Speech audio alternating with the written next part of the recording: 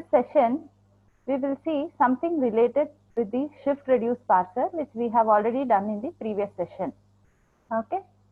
So recollecting what are all the various operations that are carried out in a shift reduce parsing is, you have four basic operations. One is shift, the other is reduce, the third one is accept, and the fourth one is the error. Okay. So when we are performing the shift reduce parsing, you come across few problems. So we'll see what are these problems that you come across whenever a shift reduce parsing happens. The problems that occur during shift reduce parsing are called as conflicts. Fine. So these conflicts can be categorized into two, or there are two different types of conflicts. One is called as the shift reduce conflict and the other is called as the reduce conflict. Okay. So shift reduce, or whether it is shift reduce or the reduce conflict, both happens whenever you are using a context free grammar and you cannot perform a shift reduce parsing with that context free grammar. Such scenario, you call it as a conflict, and it is basically of two different types. Now, in the later few slides, we will see what exactly is meant by shift reduce conflict and reduce conflict. So before going to these conflicts, I just want to mention what is the basic operation of a shift and what is the reduce operation. Shift operation is basically whenever you are performing a shift reduce parsing, you make use of two data structures. One is your stack and the other is the input buffer. Stack is used to push the input symbols, or take the input symbols from the input buffer and move it onto the stack, and there on the stack you are going to perform the reduction. Okay. Input buffer is basically used to store the input string that has to be parsed. Fine. So the stack, when the stack is empty, it is denoted with the dollar symbol, and if the input buffer is empty, it is again denoted with the dollar symbol. Symbol by symbol, it is shifted onto the stack, and on the stack, the reduction is going to take place. So whenever you are performing this operation, you come across two problems or two conflicts. Those are categorized as shift reduce conflict and the reduce conflict. Now, what is the shift reduce conflict? Shift reduce conflict is when the parser does not know whether it has to shift a symbol onto the stack top or reduce a symbol on the stack top to a non-terminal symbol. Okay, so this confusion is called as a shift reduce conflict. The parser does not know whether it has to shift a symbol from the input buffer onto the stack top or to reduce the symbol on the stack top to a non-terminal symbol. Okay, reduce conflict is when a parser does not know which production it has to be reduced, which production the symbol has to be reduced on the stack top. You have the handle on the stack top, but for the same input symbol or for the same substring, you have two different productions or two different LHS or a non-terminal symbol. Then you come across a conflict called as the reduce conflict. So I have taken two examples. One example which shows the shift reduce conflict and another example which shows the reduce conflict. So we'll see with the example. I request everybody to take down these examples in your book.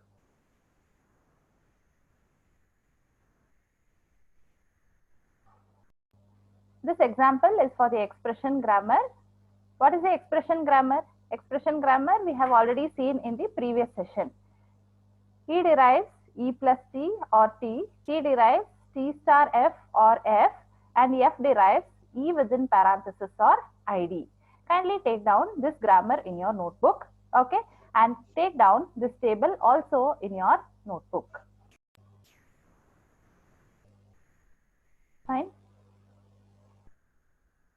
So this example is with respect to the expression grammar. You are supposed to take down the grammar and then you are supposed to take this input string. The input string is ID into ID. The input string is placed in the input buffer, and on the stack we keep on moving one symbol by symbol.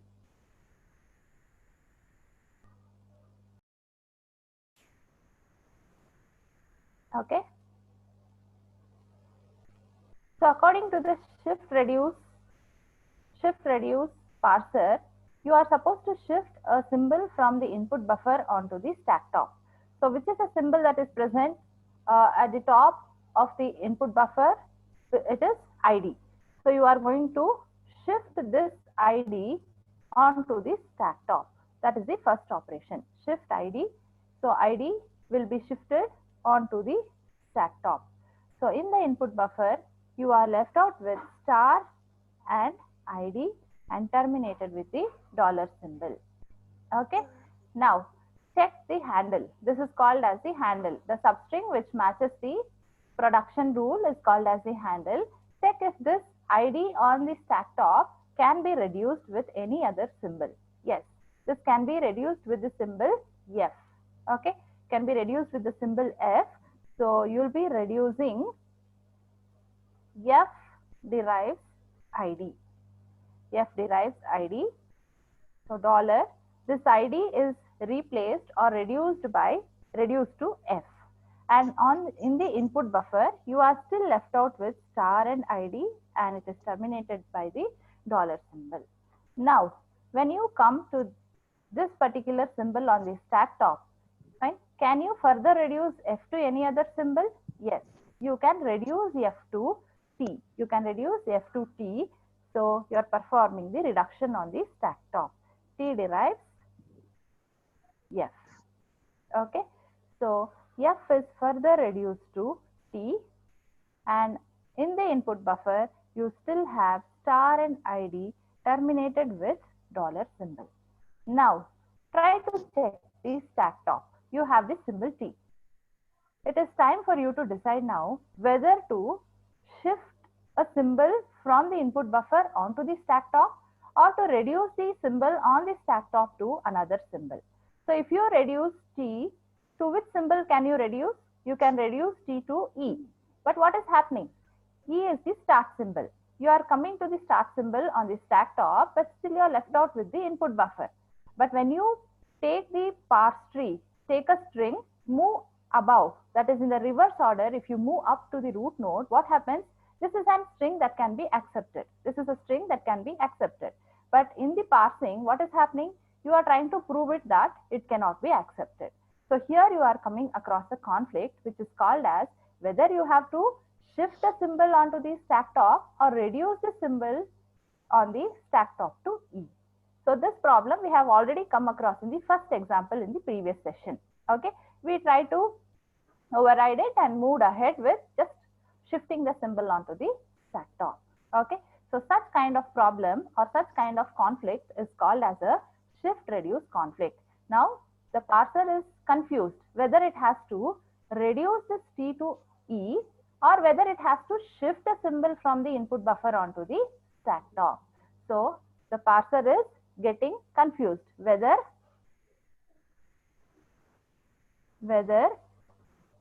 to reduce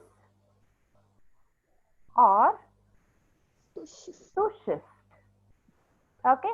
So what happens if you reduce? If you reduce T to E, you are having the start symbol on the stack and you have some more symbols in the input buffer.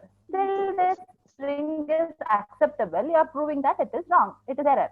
Okay. Now you can, the parser is finding difficult to prove whether to reduce or to shift. So such kind of conflict is called as a shift reduce conflict. When you come across such kind of conflicts, okay, so it is better. You can draw a parse tree starting from the leaf node and go above to the root node and check if in the root node you are getting the start symbol or not. Okay, in the lab most of you would have come across these errors: shift or reduce, reduce conflict, or shift reduce conflict. That is, your grammar or your parser is not able to decide whether to shift or whether to reduce.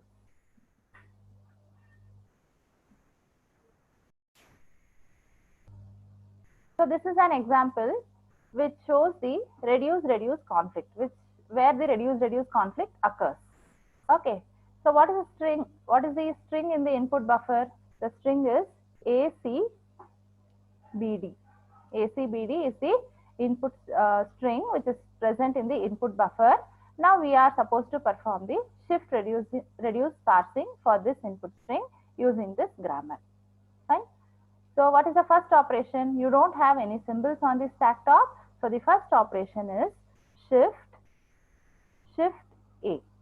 So when you shift A on the stack top, you have dollar followed by A, and in the input buffer, you are left out with C, B, and D. Okay. Now, this is the status of the stack and the input buffer. Check if you can reduce this symbol to any non-terminal symbol. You don't have any production. You don't have any production in the grammar which can be reduced. Okay. So since you cannot reduce the symbol, the next option is you shift the next symbol on the stack in the input buffer onto the stack top. So A and C are there on the stack top, and in the input string you are left out with B and D. Okay. So assume this to be lowercase c and assume this to be lowercase b. Okay. Now check if you can reduce. Now check if you can reduce this string, this substring which is present on the stack top. Do you have a production for C, terminal C? Yes. You have a production. Variable C produces terminal C. Now you can reduce this symbol. Reduce uppercase C, that is variable C with terminal C. Now you are reducing C with C, and still on the in the input buffer you are left out with B and D. You are left out with B and D. Now check if you can reduce further A and C. Can you reduce A and C further? No, because you don't have any production which can reduce A and C together and replace it with a non-terminal symbol. So you are left out with only one option, which is shift the next symbol from the input buffer onto the stack top. Okay.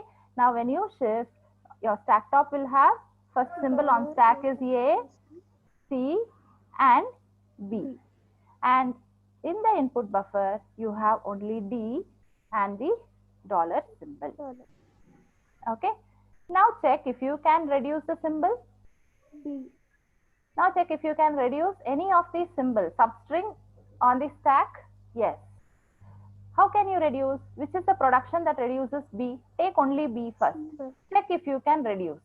If you look into the productions, if you look into the given grammar, productions of the given grammar, A also produces B and C is also producing B.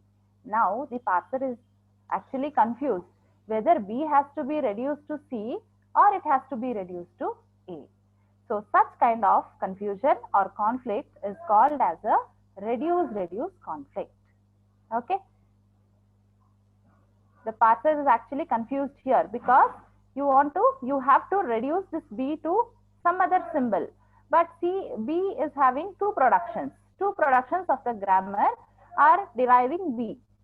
One production is A is also deriving B and C is also deriving B, and hence the parser is getting confused whether it has to reduce B to A or reduce B to C. So here the parser is confused whether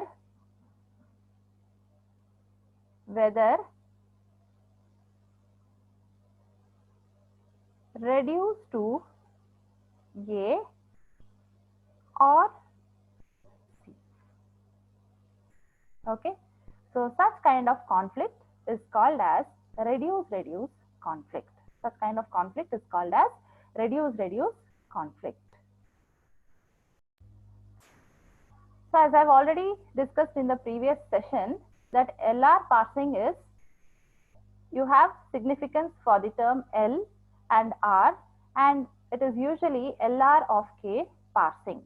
So L means left to right scanning, that is left to right associativity, and R stands for rightmost derivation.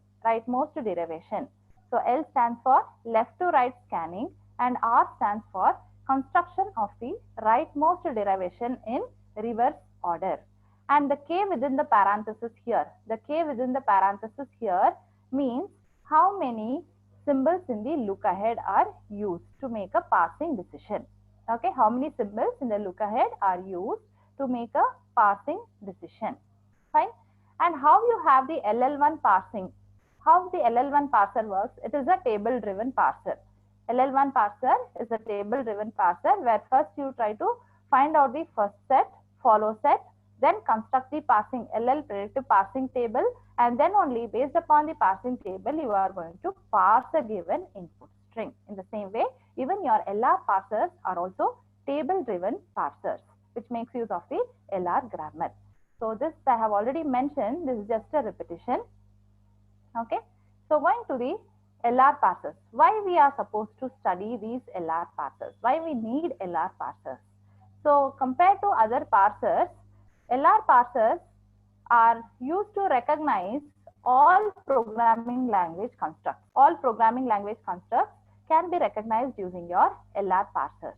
And there is no backtracking in case of your shift reduce or your LR parsers. There is no backtracking. Have we backtracked so far? No. It is only either you are performing shift or you are performing a reduce operation and you are not going back to the previous symbols or to the previous levels of the tree or the previous levels, that is lower levels of the parse tree. Okay. And the third advantage why we are supposed to study LR parsers is it is more efficient in detecting the errors compared to other parsers. Compared to other parsers, it is more efficient in detecting the errors. But you have three advantages and only one disadvantage that makes not to use LR parsers is it is too complex to construct an LR parser by hand. You need some tools to construct an LR parser. So some tools in the sense, Yacc is one such tool which is used to construct an LR parser. So we'll see how exactly an LR parser looks when we construct it by hand. When you construct an LR parser by hand, we'll see how exactly it looks. And since it is very complex or very difficult or too much of work is there in constructing and parsing a string, okay, for that reason this is it is considered as a disadvantage. And if you want to use LR parsers also, you better depend upon some tools for performing these operations. Which tool it is? It is the Yacc tool, which is the Yacc you have already come across in your lab. What is the basic idea of the LR parser? LR0. We are concentrating on LR0 parser, that is left to right associativity, rightmost derivation, and zero symbols in the look ahead for parsing decision. Zero symbols is the look ahead for making a parsing decision. Okay, so all your bottom-up parsers or your LR parsers work on the principle of shift and reduce. Okay, there are only two main operations. One is shift operation and the other is the reduce operation. So before performing the shift or the reduce operation, you will be given with a grammar. You are supposed to construct a canonical item set. You are supposed to construct an item set. What exactly is this item set? I will just give a brief about what is an item and then tell you what exactly is an item set. Okay. Say suppose, for example, you are given with a production like this. Consider the third point, the last point. An LR0 item of a grammar G is a production of G with a dot at some position of the body. I will tell you why exactly you need this dot. Okay. So whenever you are performing the parsing operation, the parser does not know where exactly the parsing is happening. To identify where exactly the parsing is happening, you are using an item. What is this item? An item is one production, where on the right hand side you have a dot. Okay, item is a production where on the right hand side you have a dot. So if you see these four productions, initially the given production rule is A derives X, Y and Z. So this A derives X, Y and Z will yield four items. What does it yield? So you are adding a dot over here on the right hand side of the production. You are using a dot, adding a dot. A derives dot X, Y, Z. Whenever there is a dot on the right hand side of the production, wherever it may be, it may be on immediately on the right hand side, or it may be the dot may be after one symbol, the dot may be after two symbols, or the dot may be after three symbols. It is called as an item. This production is called as an item. When you have more than one productions which are having items, then it is called as an item set. It is called as an item set. So what does this item mean? The production that is given to you is A derives X, Y, Z. Okay. Now you are converting this production into an item. How are you converting the production into an item? You are placing a dot on the right hand side of the production rule. Okay. Initially, you are placing the dot here immediately on the right hand side. The first symbol on the right hand side itself is preceded with a dot symbol. What does it mean? The dot here in the beginning itself means the parser has not seen any of the symbols so far. Okay. When a dot is present at the beginning of the right hand side of the production, it means that the parser has not seen any of the symbols so far. Okay. So once it sees X, where should the dot move to? Dot will move to one position towards the right hand side. What does this mean? A derives X dot YZ. This production means that the parser has seen X. Or the parsing with the symbol X. Okay. Now once it is seen the parsing with the symbol X, it has to move one location towards the right hand side. Where? After Y. Okay. A derives XY dot Z. Here dot means the parser has come across two different symbols. It has seen the symbol X, it has seen the symbol Y, and it has not seen or it has not come across the parsing with the symbol Z. Okay.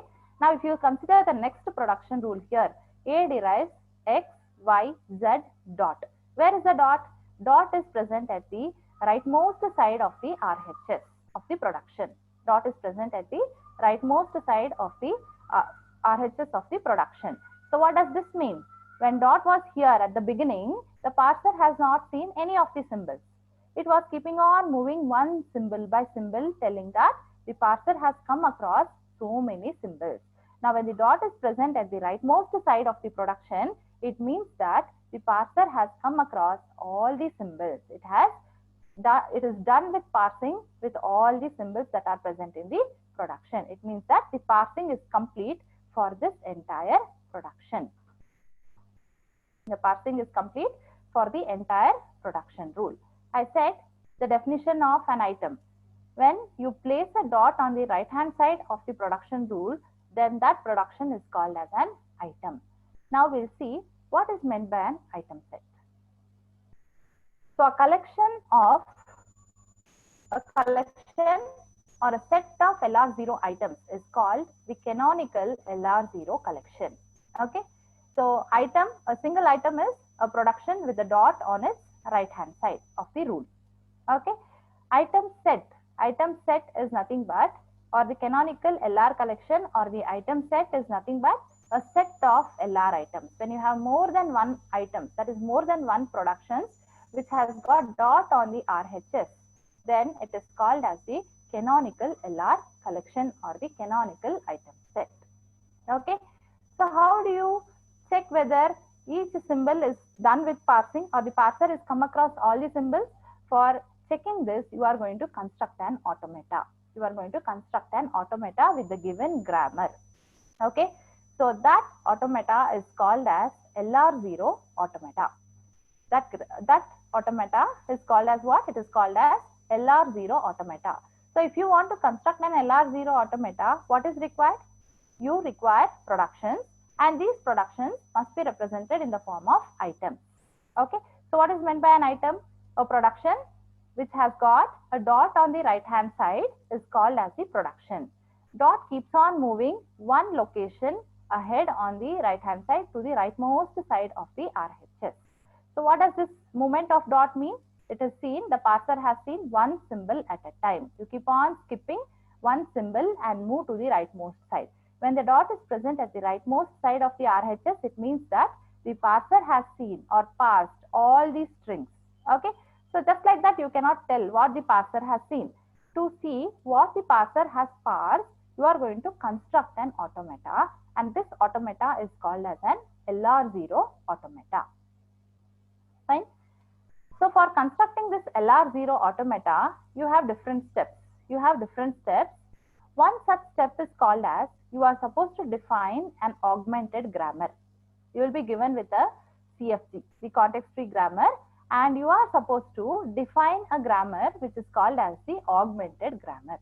So what is meant by augmented grammar? In augmented grammar, you are just going to add another production at the beginning of the grammar. You are going to add another production at the beginning of the grammar. How are you going to add a new production rule? In case if the grammar begins with yes derives or yes produces alpha, you are just going to add one more production rule before this, which is going to be S dash produces S, where you are taking care that the start symbol does not appear on the LHS of the production rule, and it is always present on the RHS of the production rule. Okay, why you need this augmented grammar? What is the importance of adding this augmented grammar? The importance is that only to indicate when you have to stop or when the parser has to stop parsing and accept the input string, you are adding an augmented grammar. Okay, so if you keep the start symbol on the left hand side, will the parser parse that symbol? No, it doesn't parse. Only when the symbol is present on the RHS of the production rule, only then the parser is going to parse the symbol. Fine. For that reason, once the parser is going to come across the start symbol, it means that the parser has completely or successfully parsed a given input string. For that reason, you are adding an augmented grammar. Okay. So these two slides you are supposed to. So this slide shows about the LR0 parsing algorithm. Fine. So what are the data structures that are used in the LR parsing algorithm is, as usual, you'll be using a stack for storing the symbols and reducing the symbols. And then you have the input buffer. So input buffer is used to store the input string that has to be passed. Along with the stack and the input buffer, you have one more table which is going to have two more entries called as the action and the goto. So parsing table, action and goto are two different components or two different subdivisions of the parsing table. So how you have constructed a parsing table for the LL1 predictive parser, in the same way you will be constructing a parsing table, and that parsing table is a two-dimensional array. Fine. And it will have two different columns. One is called as the action and the other is called as the goto. Action will have all the terminal symbols and goto will have all the non-terminal symbols. Action is, what are the actions that are performed during the shift and reduce parsing operation? One is either shift or reduce. Okay, so action says whether you are going to perform a shift or whether you are going to perform a reduce. Okay, and goto says from the current state where the parser is going to on a particular input symbol. Okay, action is only two values or only two operations. It's actually four operations. Usually we'll be using basically two operations. One is either shift or reduce, and whenever a string is accepted, you call it as accept. In case it is not accepted, you call it as error. So action will give you all these four values, and most of the times we'll be using only shift, reduce and accept. And goto is the parser. Where is the parser? From which state it is going to which state. Okay, so goto you will be using in the form of an LR0 automata. So I'll take the example for this LR parsing algorithm. So these are some of the steps that are involved in LR0 parsing. So first of all, the grammar and the input string must be given. You are supposed to consider the input string and the given context free grammar. And as a prerequisite, you know, any parsing algorithm, you should not have ambiguity in the grammar. So check for the ambiguity and eliminate the ambiguity in the grammar if the grammar is ambiguous. That is the second step. The third step is add the augmented production in the grammar. Add the augmented production. That is, bring the start symbol onto the RHS.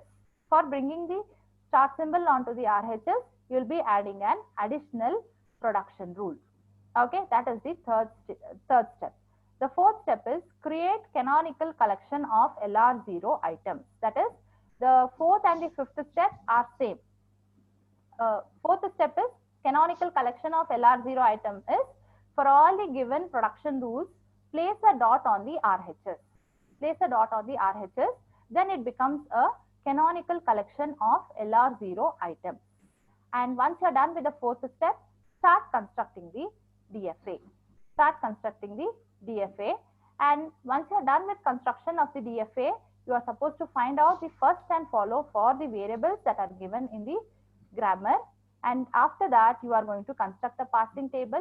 Once you're done with the DFA, first follow parsing table, then only you are going to parse a string.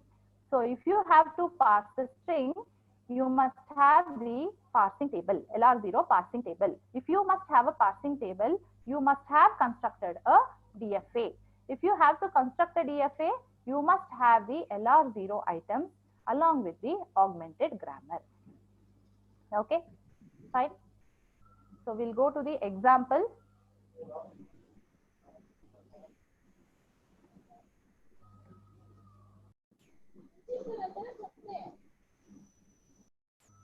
Yeah, this is a given question where you are supposed to construct a DFA. So before constructing a DFA,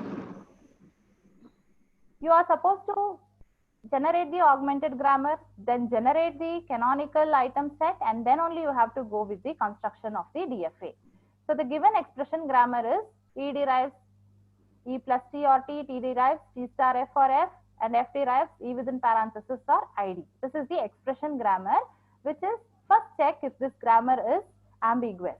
No, it is not ambiguous. We have eliminated ambiguity and only we have written this grammar. Okay. So once you have checked if the grammar is unambiguous, the next step is generate the augmented grammar. Generate the augmented grammar in the sense, if you see this given expression grammar, what is the start symbol? E is the start symbol. So what are you doing in the augmented grammar? Augmented grammar, you are adding one more production rule. One more production rule at the beginning. The first production rule is the augmented grammar, where E is the start symbol. E was the start symbol, but you have brought that E onto the RHS of the production. You have brought E onto the RHS of the production, and the LHS of the production is replaced with E dash. Okay, E dash. And this augmented grammar, after adding the augmented grammar, I have just separated the production rules. I have just separated the production rules. E derives E plus T or T as separated as E derives E plus T and E derives T. And again, this T produces two different rules. Two different rules. I've split that. T derives T star F as well as T derives F. So as soon as you're given with the grammar, first check for ambiguity. If it is not ambiguous, add an augmented grammar. Try to split out the rules like this. Once you're done with splitting out the rules and adding the augmented grammar, the third step is you are supposed to add the items. What is an item? An item is a production rule where you have a dot on the RHS of the production. RHS of the production rule. So earlier in this grammar, you did not have a dot. It is not called as an item. So here you are having a dot and this is called as an item. When you have more than one item, how many items are you having? 1, 2, 3, 4, 5, 6 and 7 items you are having. And since this is a collection of items, it is called as a canonical LR0 collection or canonical LR0 item set. The next step is to construct the DFA for this augmented grammar. So how do you construct a DFA? So what is a given grammar and you have already transformed it into the canonical item set. Okay. So take the first production rule. What was the first production rule? The first production rule after transforming it into a canonical LR0 item set was E dash derives dot E. E dash derives dot E. And here, just observe, if the dot is followed by a variable, if a dot is followed by a variable, then you have to take the closure of that variable. What is the closure of that variable? closure of that variable is you have to add all the productions of E. Okay, all the productions of that variable. If the dot is followed by a terminal symbol, then you need not take the closure of that symbol. I'll repeat.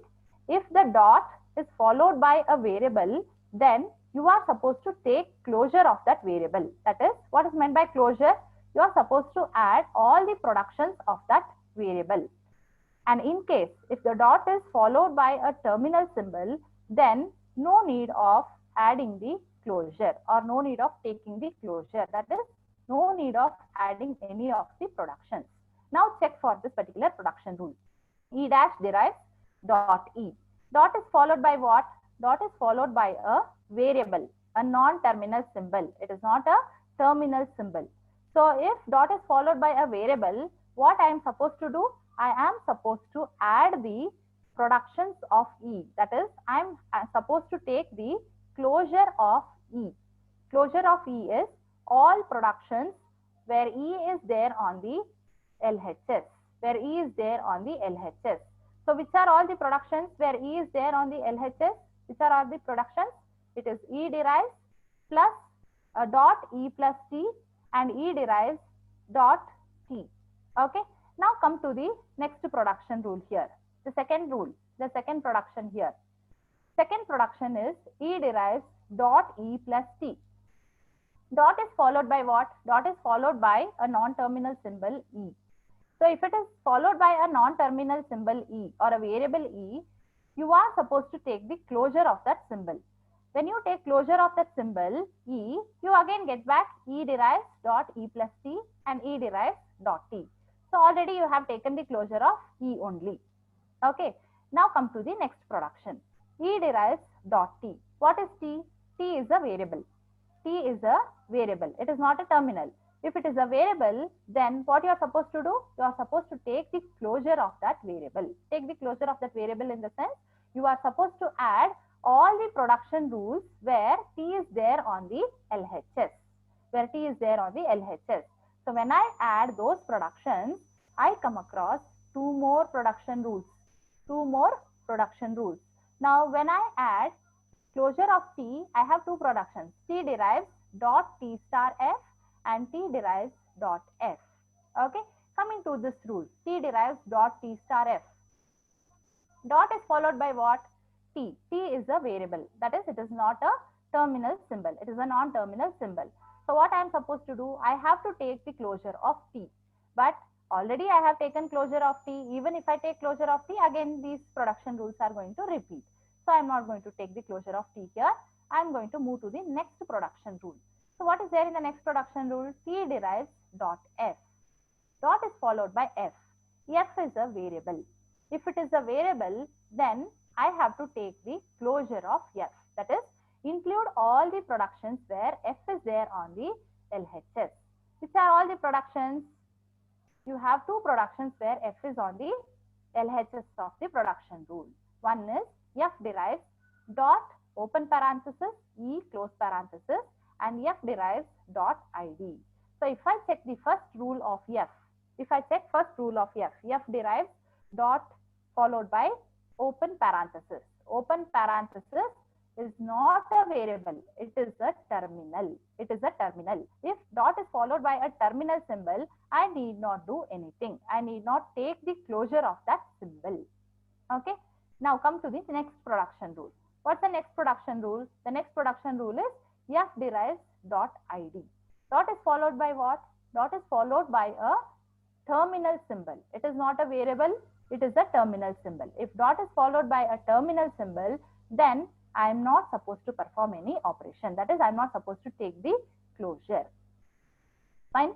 So this is called as the closure in the canonical item set. This is called as the closure in the canonical item set, and I name this entire canonical item set as I0. I name this canonical item set as I0. So once I name it as I0, then I have to make a go-to statement, that is move from this state to another state, because I am constructing a DFA. I am constructing a DFA. I have to take one symbol at a time and check to which state it is going to transit, or to which state it is going to move from the current state. This state is named as I naught. This state or the item set is named as I naught. And here from this item set, I'm going to take each and every symbol on E. If I take E, what happens? What is the production? If I take E, what happens? On E, we'll see what happens. Okay, so on E, how many productions are there? Dot moves towards the right hand side. On E, in the sense, dot moves towards right hand side. You have two productions which are having E after the dot. After the dot, you have two productions where E is present. On E, you come across only two productions. One is E dash derives E dot. E dash derives E dot, which means when the dot is present on the rightmost side of the RHS, what does it mean? The parser has seen all the symbols. The parser has seen all the symbols. Okay, and that too, this is an augmented grammar, and E was the start symbol. E was the start symbol. When dot is moved to the rightmost side, it means that it is an accept state. It is an accept state. We'll see that later. Okay. As of now, we'll see what happens on each and every symbol. So on E, two different productions are active. One is E dash derives E dot, and E derives E dot plus T. On transition, on E, the dot is moved to the right hand side, one position right hand side. Okay, and do you have any other productions where E is present on the RHS? No, it is not there. So don't worry about it. Name this item set as I1. Name this item set as I1. Okay, so that is the second item set. Now go to the next input symbol. What is the next symbol on the right hand side? It is T.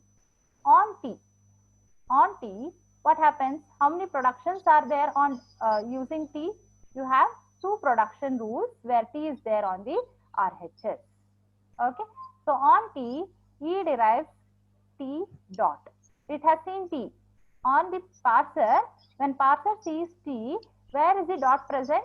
It passes over the T. Okay, you have one more production rule where dot moves over T, because you have only two production rules where T is there on the right hand side and dot is immediately before that T. Okay, so now this item set, I'm going to name it as I2. This item set, I'm going to name it as I2. Fine. Now coming to the next symbol. Which is the next symbol? F. On F. Okay, on F, you have only one production. T derives dot F. On seeing F, where will the dot move? The dot will move to the rightmost side of the RHS. Okay, rightmost side of the RHS. It means that in this production, the parser has seen all the symbols. The parser has seen all the symbols on the RHS. Next symbol. What do you have? You have the open parenthesis. I named this state as I3. And next, on open parenthesis. On open parenthesis, where does the dot come? The dot comes after the open parenthesis. So after the open parenthesis, the dot comes after the open parenthesis. And what is following dot? What is following dot? Here we didn't worry because on E, this transition takes place. E dot plus. Dot is followed by plus. Plus is a terminal symbol. Whereas here, dot is followed by star. Star is a terminal symbol. But when you come to this particular transition, dot is followed by E. Is E a terminal symbol? No, it is not a terminal symbol. It is a variable. If dot is followed by a variable, what are you supposed to do? You are supposed to take the closure. You are supposed to take the closure of that symbol. So what is the symbol that is present after dot? It is E. How many production rules are there with E on the LHS? You have two productions. Again, try to add those two production rules. Again, try to add those two production rules. Okay. Then, if you see this, dot is followed by E again. You have already taken the closure of E. Now, coming to the next production rule. Dot is followed by T. So, again, T is a variable. It is not a terminal symbol. So, you are supposed to take the closure of T. When you take closure of T, as you have done in item set 0, same way you are supposed to find out the closure of each and every variable. So dot T, There are two production rules where T is on the LHS. Take the closure. So T derives dot T star F and T derives dot F. Since dot is followed by T, you have just now taken the T closure. Okay, don't worry. What's the next production? Dot F. You are supposed to take the F closure because F is a variable and it is not a terminal. So what is F closure? Include all the productions of F. Include all the productions of F. So F derives dot open parenthesis. Open parenthesis is a terminal, so no need of taking the closure, and dot followed by ID. ID is also a terminal, so no need of taking the closure of ID. Fine. Now you are still more left out with one more production in I naught. What is that production? F derives dot ID. So on ID, I name this item set as I4, and on ID, which production is active now? Which production rule? It is F derives ID and dot moves one location to the RHS. Moves one location, right hand side, one location to the in the RHS. So this is the first set of transitions in the DFA with E, T, F, open parenthesis and ID. So this closure and go to operation, this is called as closure operation, and moving from one item set or one state to another state is called as the go to operation. Your LR0 parsers are going to work based upon the concept of closure and go to. You are taking the closure and you are going to another state in the DFA. Okay. Now coming to the item set 1, you are done with item set 0. Now we'll see what transitions happen when you take the input symbols and move to the next state from item set 1. Okay. So in item set 1, the first production is done because E dash derives E dot. Dot is on the rightmost side. So you need not worry about this particular production rule. Come to the next production rule. E derives E dot T plus. So which is the input symbol next? If the dot has to move to the right hand side, which is the input symbol? On plus only it is going to move. Okay. So this item set is I5 and on plus, what happens to the production? On plus, E derives E plus dot. Dot is moving one position towards right on the RHS of the production rule. Now check, after moving dot one position rightwards to the right, what is the symbol that is following dot? T. Is T a variable or a terminal? It is a variable. Since it is a variable, you are supposed to take the closure of that variable. Okay. So what is the closure of T?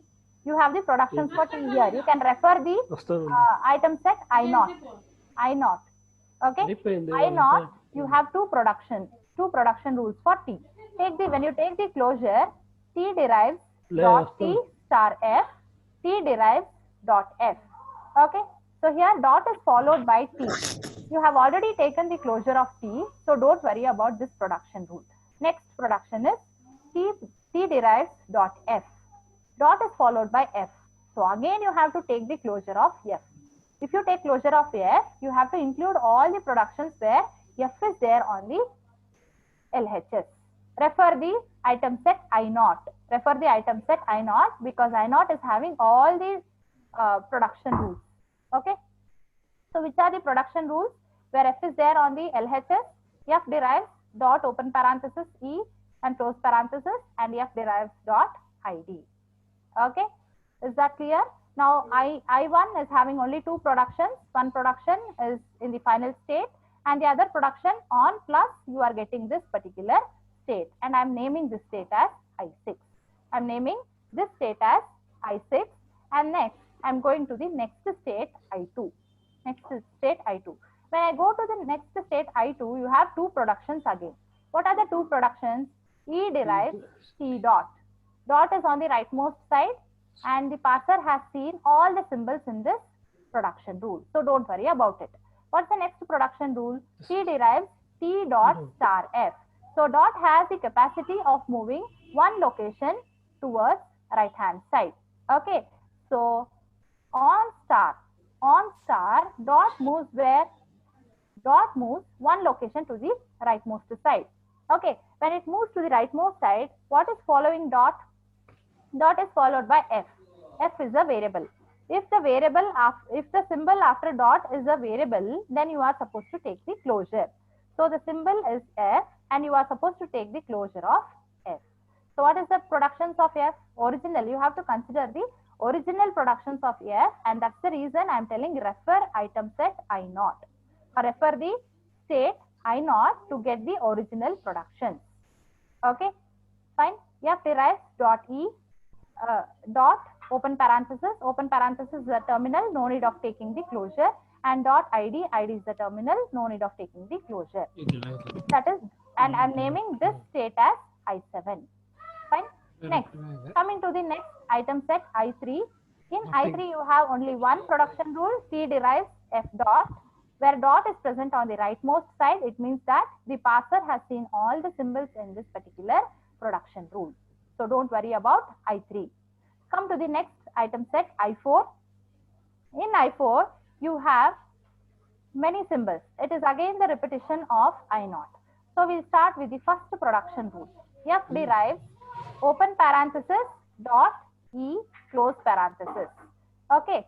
So E dot E, if you take a transition on E, dot will be moved one position right towards the E.